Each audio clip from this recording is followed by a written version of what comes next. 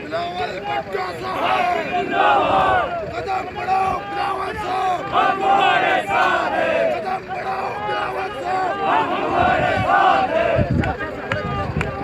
ہم تمہارے ساتھ ہیں ہم تمہارے ساتھ ہیں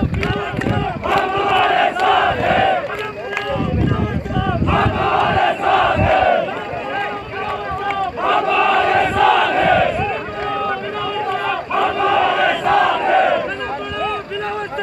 ہمارے ساتھ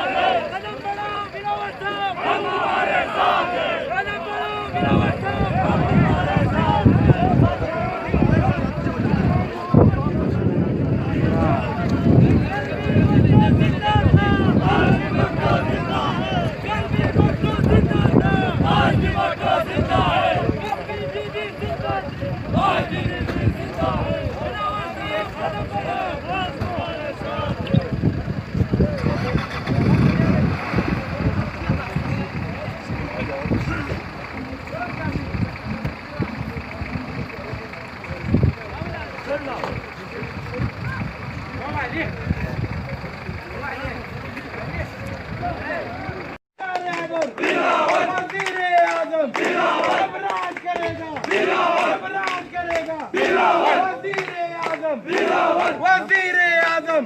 ہم سب کا پیارا بسم اللہ الرحمن الرحیم السلام علیکم جی بھٹو میرے ساتھیوں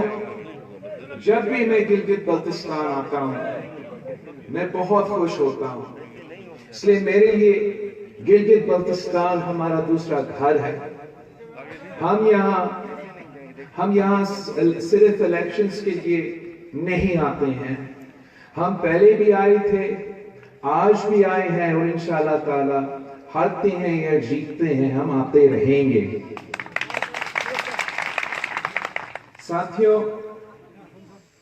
خاص طور پہ گانچی آنے پہ مجھے بہت خوشی محسوس ہوتا ہے اس لیے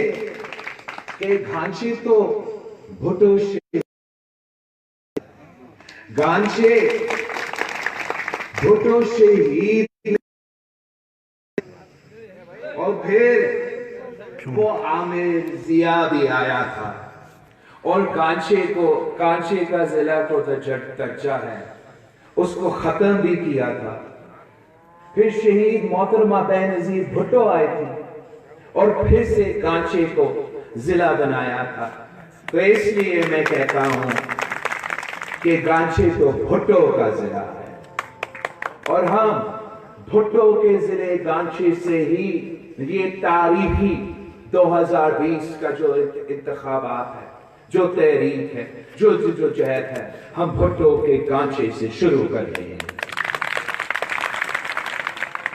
قائرہ صاحب نے آپ کو ہمارا 2018 کا قائرہ صاحب نے آپ کو ہمارا 2018 کا مینیفیسٹو سنایا اس مینیفیسٹو کو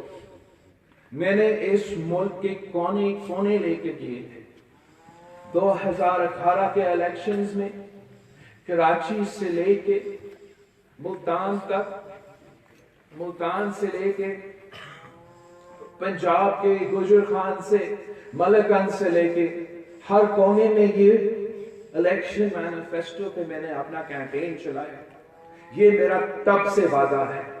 میں بھٹو کا نواسا ہوں میں بی بی کا بیٹا ہوں میں کوئی کھلاڑی نہیں ہوں کہ میں آپ سے یو ٹرن کروں میں ایسے کوئی سیاستدان نہیں ہوں جو اپنا وعدہ سے مکر جاؤں جو میرا 2018 کا وعدہ تھا آپ سے وعدہ تھا 2018 کا وعدہ تھا وہ آج بھی میرا 2020 کا وعدہ ہے اور انشاءاللہ تعالی آپ پاکستان پیپلز پارٹی کو گھانچے سے بھٹو کے ضلع سے لے کر اس صوبہ کا ہر ضلع سے منتخب کروا اپنا اسمبلی بنائیں گے اور وہ اسمبلی کا پہلا کام ہوگا کہ جو وعدہ ہمارا چیئرمین بلاول بھٹو زرداری نے 2018 میں مینیفیسٹو میں کیا تھا وہ وعدہ آپ ریزولوشن کے تحت پاس کر کے ہمیں نیشنل اسمبلی میں بھیجے، ہمیں سینٹ میں بھیجے، اپنے گلگت بلتستان کے عوام کو ان کا حقوق دلوانا پڑیں گے۔ ہم کب تک یہاں کے عوام کو محروم رکھ سکتے ہیں؟ کب تک یہاں کے عوام کی آواز اسلام آباد سے دور رکھ سکتے ہیں؟ اور پھر ہم پوچھتے ہیں کہ ہمارا عوام کا مسائل حل کیوں نہیں ہوتے؟ ہمارے نوجوان آج تک بے روزگار کیوں ہیں؟ ہمارے ہاں یونیورسٹیز کیوں نہیں ہوتے؟ ہمارے ہاں ہاسپٹلز کیوں نہیں ہیں؟ وہ اس لیے کہ اسلام آباد میں بیٹھے ہوئے لوگ آپ کے لیے فیصلے تو لیتے ہیں، از خود فیصلے لیتے ہیں، لیکن آپ کی بات نہیں سنتے۔ جو آپ کی بات سننے کو تیار نہیں ہوتے، جو آپ کی بات سننے کو تیار نہیں ہوتے، وہ آپ کے مسائل کا حل کیا کریں گے؟ ہم نے دیکھے وہ قیادت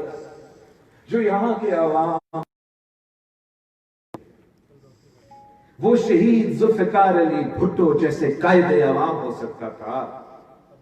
جو یہاں کے عوام کے لیے جو ویٹ سبسڈی دیا تھا، آج تک جا رہی ہے۔ آج تک گانشی کے غریب عوام کو، گلگت بلتستان کے غریب عوام کو قائد عوام کھلا رہا ہے۔ اگر قائد عوام نے یہ کام نہیں کیا ہوتا، پھر آپ نے دیکھے کہ کیسے لوگ یہ حق آپ سے تو مسلسل چھیننا چاہتے ہیں، اور جب بھی یہ کسی نے کوشش کی تو ان کے سامنے پاکستان پیپلز پارٹی کھڑے ہوئے۔ آپ کو پتا ہے کہ پاکستان پیپلز پارٹی وہ واحد جماعت ہے جو روزگار بھی دیتی ہے۔ یہ تو شہید ذوالفقار علی بھٹو کے وقت سے عام بات ہے۔ شہید ذوالفقار علی بھٹو نے نہ صرف یہاں پورے ملک میں روزگار دیا، روزگار بنایا، انڈسٹری کھڑا کیا، ایگریکلچر سیکٹر کو کھڑا کیا، پاکستان میں روزگار بنایا، دلوایا، اور یہاں اگر ہمارے نوجوانوں کو جو ڈیمانڈ وہ مکمل نہیں ہو سکا تو شہید ذوالفقار علی بھٹو نے ہر پاکستانی کو مفت پاسپورٹ دلوا کے، باہر کے حکومتوں کے ساتھ مذاکرات کر کے ان کے لیے عالمی دنیا میں روزگار کا بندوبست کیا، اور آج تک وہ خاندان بیرون ملک روزگار بھی کر رہے ہیں اور اپنے خاندان کا یہاں پاکستان میں خیال رکھتے ہیں۔ سب کو پتا ہے